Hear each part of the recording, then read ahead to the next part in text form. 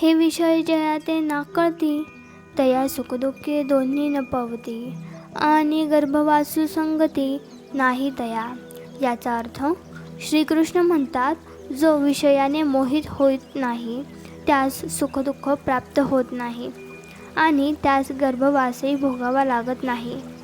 अर्जुनाची समजूत घालताना श्रीकृष्ण म्हणतात, हे अर्जुना, कानाने निंदा स्तुतीपर शब्द ऐकले की राग लोभ निर्माण होतात. मृदू अथवा कठीण हे स्पर्शांचे गुण सुखदुःखाला कारण होतात. भेसूर आणि सुरेख ही रूपाची दोन्ही स्वरूप नेत्राद्वारे सुखदुःख निर्माण करतात. सुगंध व दुर्गंध हे गंध नाकाद्वारे सुखदुःख निर्माण करतात. कडू व गोड हे रस जिभेद्वारे सुखदुःख निर्माण करतात. मनुष्य जेव्हा इंद्रियांच्या ताब्यात जातो तेव्हा तो सुखदुःखाच्या ताब्यात सापडतो. या इंद्रियांचा स्वभावच असा आहे की त्यांना विषयावाचून काहीच गोड लागत नाही. हे विषय आहेत तरी कसे, जसा मृगजळाचा आभास होतो किंवा स्वप्नात पाहिलेला हत्ती जसा भासमान असतो तसे हे विषय असतात. हे विषय क्षणभंगूर असतात. जो विषयांमध्ये मोहित होत नाही त्यास सुखदुःख प्राप्त होत नाही आणि त्यास गर्भवासही भोगावा लागत नाही.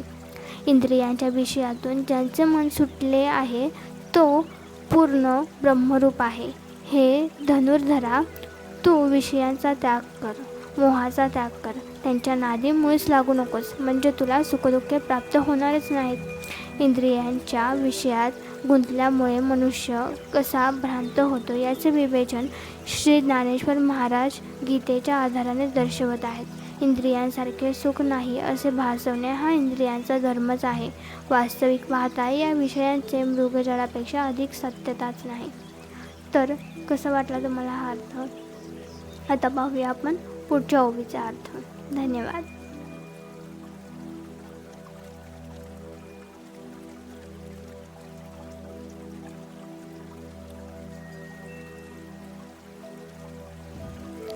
जैसे जीर्ण वस्त्र सांडिजे, मग नूतन वेडिजे, तैसे देहांतराते स्वीकारायचे चैतन्यनाथे. याचा अर्थ श्रीकृष्ण पुढे म्हणतात, ज्याप्रमाणे जुने वस्त्र टाकावे व नवीन नेसावे त्याप्रमाणे हा आत्मा एक देह टाकून दुसरा देह स्वीकारतो. अर्जुनाने युद्धास प्रवृत्त व्हावे म्हणून भगवान श्रीकृष्ण आत्म्याचे स्वरूप, त्यांचे अमरत्व, त्याचा विषयाशी असलेला संबंध याची माहिती देत आहेत. सावलीला शस्त्राने मारले तरी शरीराला इजा होत नाही. पाण्याच्या घड्यात दिसणारे सूर्यबिंब घडा पालथा झाला तरी मूळ सूर्यबिंब दिसण्याचे होत नाही. त्याप्रमाणे शरीराचा नाश झाला तरी आत्मा नष्ट होत नाही. जुने वस्त्र टाकून नवे नेसावे तसा आत्मा हा शरीराचा त्याग करून दुसरे शरीर धारण करतो. हा आत्मा अनादी, शाश्वत, उपरधित व अत्यंत शुद्ध असा आहे. आत्म्याचा शस्त्राने नाश होत नाही. हा आत्मा प्रलयकालच्या पाण्यात बुडून नष्ट होत नाही, अग्नीने जळून नष्ट होत नाही. आत्म्यावर वायूच्या महाशोषण शस्त्राचा प्रभाव चालत नाही. अर्जुना, हा आत्मा नित्य, स्थिर, शाश्वत असून सर्व ठिकाणी व्यापून राहिलेला आहे. हा तर्कदृष्टीला दिसत नाही. हा मनाला दुर्लभ आहे, साधनाला अप्राप्य आहे.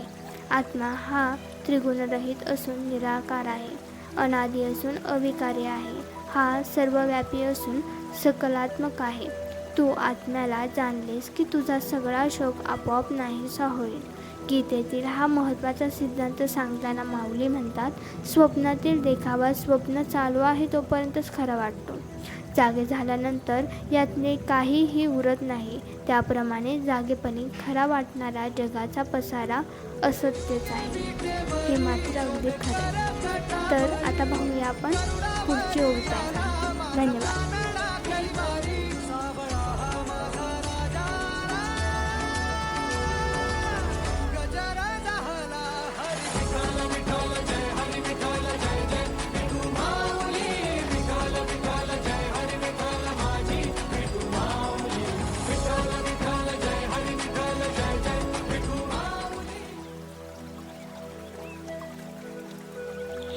इतके जिद्दी बना की तुमच्या ध्येयापुढे तुम्हाला काहीही दिसलंच नाही पाहिजे.